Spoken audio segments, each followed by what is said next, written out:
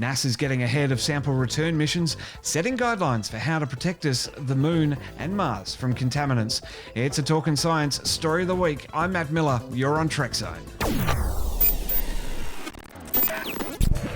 With the latest science and space news 5 days a week across Apple Podcasts, Spotify, Google Podcasts and YouTube. This is Talkin' Science with Dr. Brad Tucker and Matt Miller.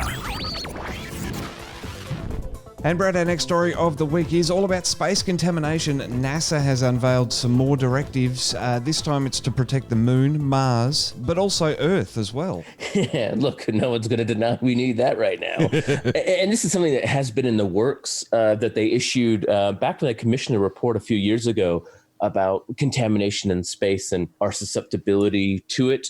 And as you said, it's both what we call forwards and backwards contamination. Us going out and contaminating places and us bringing things and contaminating Earth back and trying to show that we need to have new policies, new protocols, and kind of tighten up what we do in space exploration. Absolutely, and there are some sample return missions already on their way back. Hayabusa 2, for example. These sort of directives are going to be on the way that we handle these samples on return. That's right. As you said, Hayabusa 2 already headed, and it will be Australia's problem, well, South Australia at least, so we don't care. Hitting to our friends in South Australia. But it will be Australia's problem that we have to deal with in the beginning when it lands with Japan. NASA has OSIRIS-REx that will come back to Earth in 2023, Mars sample return missions, Moon sample return missions. It's all planned this decade to do these things. The last thing you want is to bring back a contaminant. This sounds like a very far-fetched thing, but it's 2020, so that's completely on par with what can happen. So you don't want to have an outbreak from space. And it was quite funny. I remember talking to epidemiologists who we were looking at ways that we are going to be part of these projects and analyzing and, biosecurity, essentially, space biosecurity. And everyone's like, oh, yeah, you don't want something like contagion. And it's quite funny, isn't the right word, but quite interesting how it's happened in 2020 now with obviously COVID. You don't want something like that from space. And it sounds so far-fetched, but it's not. Yes. And that's the point here. Well, and the biggest thing here with looking at how a virus from a bat has shut down the world and killed so many people. Imagine what a virus from an asteroid from the very beginning of the solar system would do to the planet. Yeah, it's unfathomable. And not to freak people out, this is the reality of it. We know that there are things that could potentially live on asteroids and comets and the Moon and Mars. And, and all of this is going to be on the level of bacteria or viruses or something like that. But you don't want to create something that throws off the ecosystem or, as you said, infects people or any of the other myriad disasters you can conjure up in your mind.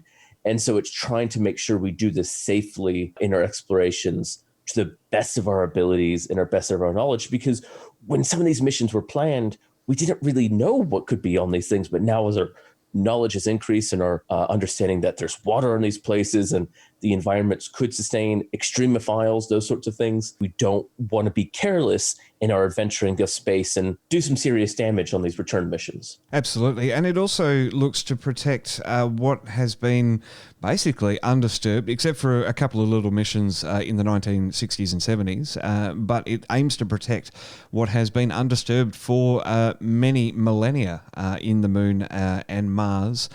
And just making sure that we're going there and we're not finding human-related things on the red planet and hailing them as a big discovery. Yeah, it's completely true. And also, you don't want to throw off their ecosystem. And when we think about it, we think of the Moon as not having this and Mars, but they do. And, they could have things living on it, especially Mars. You don't want to contaminate with our Earth bugs and things. Mars already is contaminated by a robot army. We left space nappies on the surface of the Moon from the Apollo missions, which that has human bacteria in it. All these little things matter. And we want to make sure that we're good stewards of our space exploration and not do anything untoward on these other objects or places, not just because, we found life, but it's actually life from Earth. But also, we don't want to destroy those places. It's not us to destroy it. So it's trying to do space as ethically as we possibly can. And that requires reevaluation and re-update of policies. Well, Brad, it certainly is a very interesting topic and one that is good to get on top of before we start sending these missions out. Of course, probably need to get onto this for Perseverance, because I believe that there's a sample return mission on that one as well. That's exactly right. And this is kind of the, what spearheaded some of these things, that these missions are already in the middle of play.